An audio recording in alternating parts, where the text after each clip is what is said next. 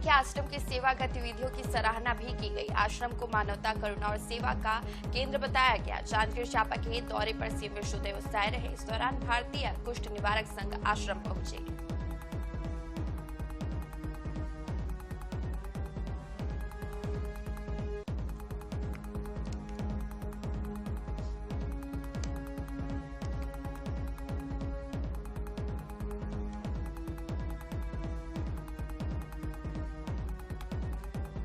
देखिए, ये तस्वीरें देख सकते हैं आप। मुख्यमंत्री ने आश्रम मॉडल को सराहा। नर सेवा से साकार मानवता का संदेश दिया। सेवा और पुनर्वास का प्रेरक उदाहरण भी बताया इस आश्रम को।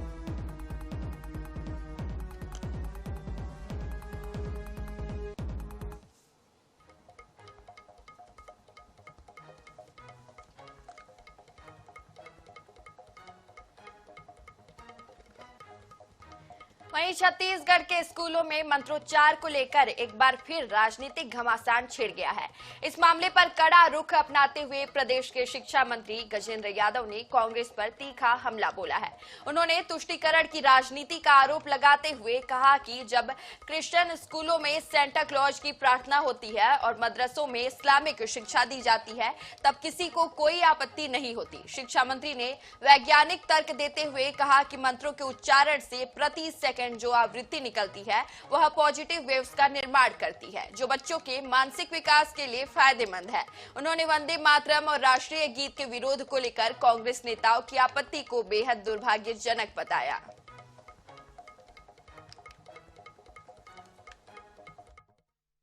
अगर मंत्र नहीं सिखाते तो आज उनको यहाँ जब बहुसंख्यक समाज पहली बार अपने लिए कुछ संस्कार के लिए कोई काम कर रहे हैं, तब आज लोगों को कुछ तकलीफ हो रही। इतने दिन तक जब क्रिश्चियन स्कूल में वहाँ सेंटा क्लास की प्रार्थना सिखाई जाती थी, मदरसाओं में वहाँ पे उनके इस्लामिक पद्धति से शिक्षा दी जाती थी, तब तो किसी ने कोई आरोप नहीं लगाया, किसी का आपत्ति नहीं थी। और आज ऐसी क्या बात आ रही है जब मंत्र है और कोई ऐसा हमने कोई किसी को पुरोहिती करने के लिए मंत्र नहीं सिखाया है।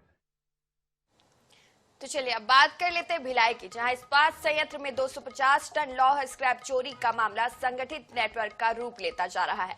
अब तक 13 आरोपियों को गिरफ्तार कर जेल भेजा जा चुका है, जबकि कई संदिग्धों की तलाश जारी है। जांच में खुलासा हुआ कि वाहन पहले फ्लू डस्ट लोड करते थे, फिर जीपीएस सिस्टम हटाकर स्क्रैप यार्ड पहुंचते, जहां चोरी का स्क्रैप लोड कर उसके ऊपर दोबारा फ्लू डस्ट डाल दिया जाता था। इसके बाद वाहन मुख्य गेट से बाहर निकल जाते थे। मामले में पुलिस का कहना है कि बैंक खातों, कॉल डिटेल और सीसीटीवी फुटेज की जांच की जा रही है। कई खाते सीज कर दिए गए हैं। वहीं शिक्षा मंत्री गजेंद्र यादव ने दोषियों को किसी भी हाल में बख्शा नहीं जाएगा कहा।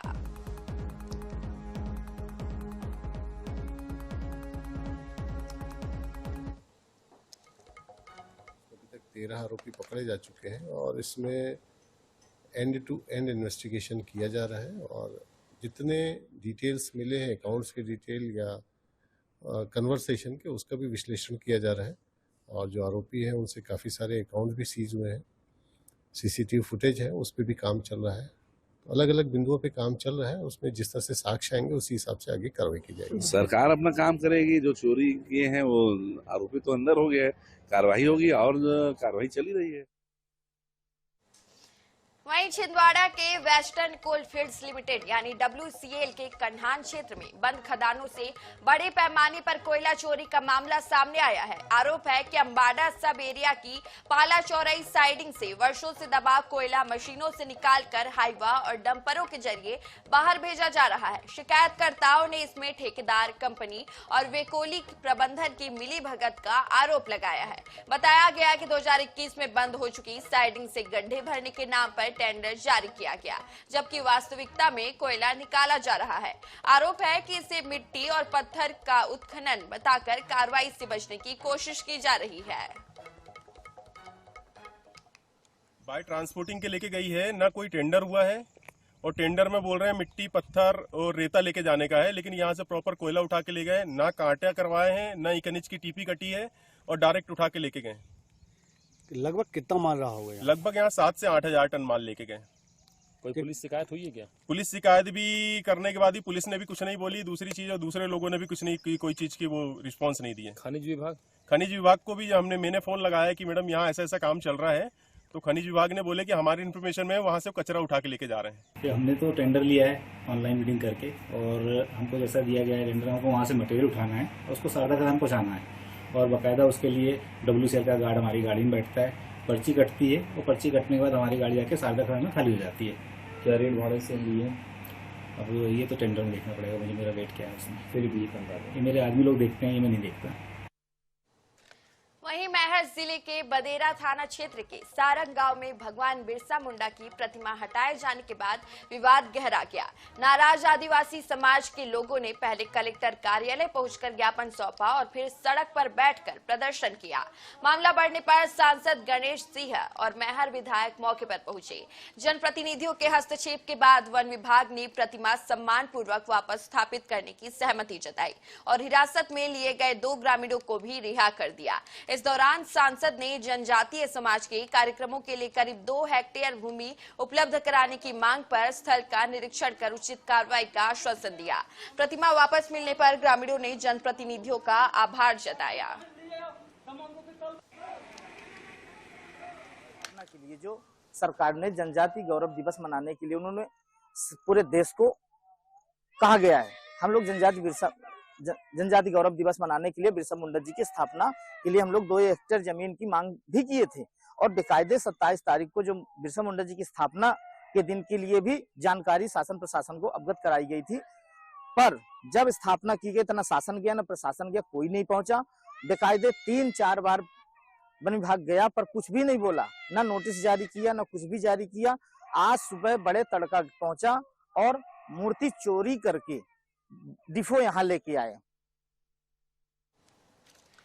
वहीं दुर्ग पुलिस ने साइबर अपराध को लेकर बड़ा खुलासा किया है। साइबर अपराध पर लगाम लगाने के लिए पुलिस के चलाए जा रहे बड़े अभियान में जिले में संचालित म्यूल अकाउंट यानी किराए के बैंक खातों के नेटवर्क का पर्दाफाश किया है। अब तक पुलिस ने 1149 से अधिक संदिग्ध बैंक खातों की पहचान की है, जिनका इस्तेमाल करोड़ों रुपए की साइबर ठगी की रकम के लेन देन के लिए किया जा रहा था। इस मामले में 39 FIR दर्ज कर 175 लोगों पर कार्रवाई की गई है। जांच में सामने आया कि साइबर ठग गरीब और आर्थिक रूप से कमजोर लोगों को लालच देकर उनके बैंक खाते किराए पर ले रहे थे।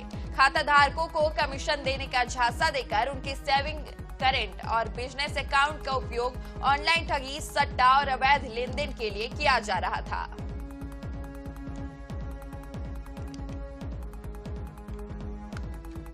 अभी तक लगभग 175 आरोपी जो म्यूल अकाउंट धारक थे उनको इन मामलों में हिरासत में लिया जा चुका है। आने वाले समय में और भी जो है उनमें पुलिस तस्दीक कर रही है, उसके आधार पर उसमें कार्रवाई की जाएगी।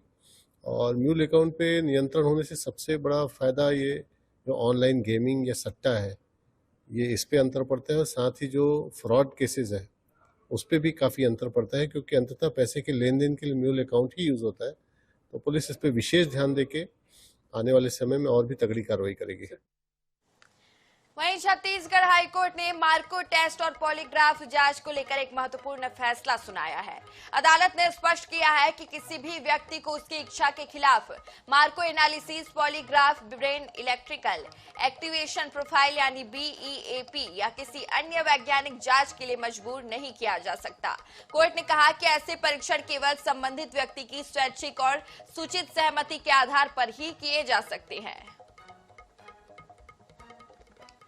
छत्तीसगढ़ हाई कोर्ट के चीफ जस्टिस के डिवीजन बेंच से एक महत्वपूर्ण फैसला आया है, जिसमें narco test, brain mapping, BEAP और पॉलीग्राफी टेस्ट को लेकर के अहम फैसला सुनाया है, जिसमें हाईकोर्ट ने साफ किया है कि बिना सहमति के किसी का भी पुलिस के द्वारा जबरिया नार्को टेस्ट नहीं कराया जा सकता। हमारे साथ अधिवक्ता मौजूद हैं, उनसे सीधे बात करेंगे। याचिका क्या थी और हाईकोर्ट का क्या महत्वपूर्ण फैसला है? जी, क्या शुभ नाम है आपका और क्या मामला याचिका दायर किया गया था और क्या महत्वपूर्ण फैसला है? स्वरूप राम नायक है। मामला ये था कि चक्रधर नगर थाना रायगढ़ में एक अपराध पंजीबद्ध हुआ, जिसमें जो सत्यनारायण प्रधान जी हैं उनका डेड बॉडी मिला। उसके बाद पुलिस ने इंटरोगेशन शुरू किया। इंटरोगेशन में जो पिटिशनर हैं 2 लोग और पूरे आसपास के ग्रामीण के जो बेहरापाले है आसपास के, जहाँ पे कंपनियां जो वगैरह हैं, तो लोकेलिटी के लोगों को बुलाया गया। बुलाने के बाद इंटरोगेशन किया गया, 18 दिन तक बैठाया गया थाना में इनको। उसके बाद कुछ दिन बाद फिर अचानक इनको बोला जाता है फ़ोन करके कि आप चलिए रायपुर चलिए, 22 जून और 23 जून का आपको नार्को टेस्ट वगैरह ब्रेन मैपिंग वगैरह करना है। ये नार्को टेस्ट के लिए क्या उन्होंने किसी प्रकार से कोई नोटिस दिया था या क्या था? नहीं, किसी प्रकार का नोटिस नहीं दिया था। जो जिसमें बीएनएसएस है और जो पहले सीआरपीसी में सेक्शन 91 का रहता है उसमें किसी प्रकार का उन्होंने नहीं दिया था। तो किस प्रकार से उनको सूचना दिया कि आपको नार्को टेस्ट करना है? क्या किसी मजिस्ट्रेट का कोई नोटिस रहा हो या कुछ? नहीं, ऐसा कुछ नहीं था, न किसी मजिस्ट्रेट का परमिशन था, ना कोई नोटिस था। और अब अचानक वो मोबाइल से दिया गया कि आप वहां पे पहुंचिए, तब हम उसके खिलाफ याचिका लगाया था उनकी तरफ से। तो ये याचिका आपने लगाया तो हाई कोर्ट ने क्या महत्वपूर्ण टिप्पणी की और फैसला सुनाया है? ऑनरेबल हाई कोर्ट ने ये बोला, उनका कहना ये था कि बिना कंसेंट के, फ्री कंसेंट का आप किसी का ब्रेन मैपिंग वगैरह या नार्को टेस्ट नहीं कर सकते।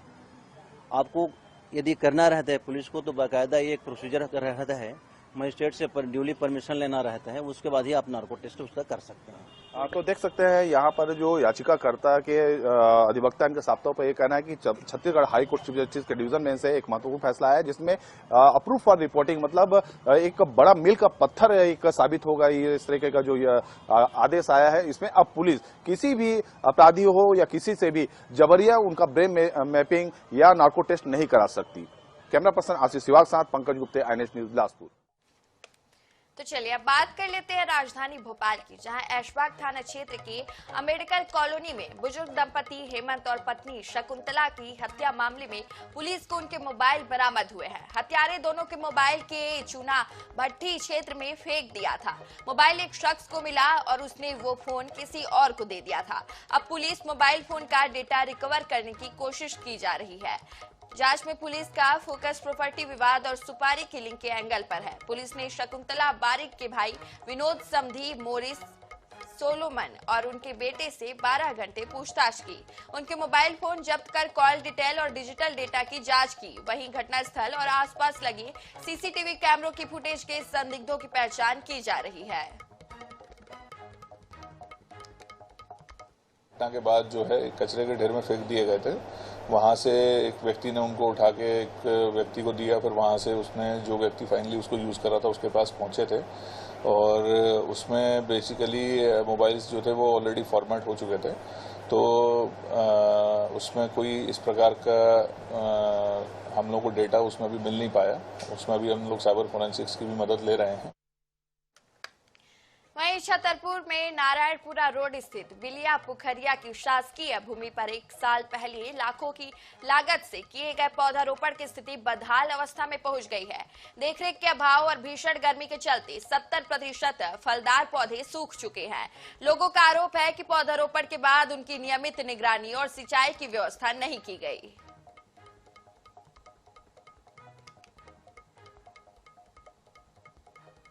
छतरपुर के नारायणपुरा रोड पर स्थित बिलिया पोखरिया में, जहां पर 1 वर्ष पूर्व यहां पर जिला प्रशासन की मौजूदगी में और जनप्रतिनिधियों की मौजूदगी में यहां पर लाखों की तादाद में वृक्षारोपण का कार्य कराया गया था, जहां पर कलेक्टर और एसपी सहित छतरपुर की नगरपालिका अध्यक्ष, जनप्रतिनिधि और यहां पर जो सीएमओ है नगरपालिका की, वह भी यहां आई हुई थी और यहां पर भारी तादाद में यहां पर वृक्षारोपण का कार्य किया गया था। लेकिन हालांकि हम आपको बता दें कि यहां पर टंकी प्रस्ताव थी, टंकी का निर्माण कार्य किया जाना था। स्थानीय लोगों की मांग थी यहाँ पर जो मंदिर है उस मंदिर में वृक्षारोपण का कार्य किया जाए, जिससे कि यहाँ पर जो पार्क है वह विशाल पार्क के रूप में यहाँ पर जो जमीन है वह तब्दील हो और लोगों को यहाँ पर स्वच्छ वातावरण मिल सके। यहाँ पर स्थानीय लोगों के द्वारा विरोध प्रदर्शन भी किया गया था, चक्का जाम भी किया गया था। सड़क के लेकर यहाँ पर आश्वासन देने के बाद वह चक्का जाम खोला गया था।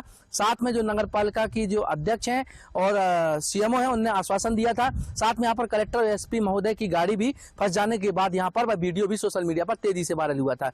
लेकिन यहाँ पर आकर देखा है कि यहाँ पर 100% जो पेड़ लगे हुए थे उनमें से 70% पेड़ सूख चुके हैं। इस बार भीषण गर्मी पड़ने की वजह से 30% पेड़ ही यहाँ पर बचे हुए हैं। देखना होगा कि यहाँ पर 2 कर्मचारियों के तैनात होने के बावजूद भी कितनी लापरवाही देखी गई है कि यहाँ पर लाखों की तादाद में, लाखों की लागत में लगे हुए पेड़ सूख चुके हैं, लेकिन जिला प्रशासन इस ओर बिल्कुल मौन है। आईएनएच के लिए छतरपुर से विनोद मिश्रा की रिपोर्ट। तो चलिए इसी के साथ फिलहाल इस बुलेटिन में इतना ही। रुकते एक छोटे से ब्रेक के लिए जल्द लौटेंगे।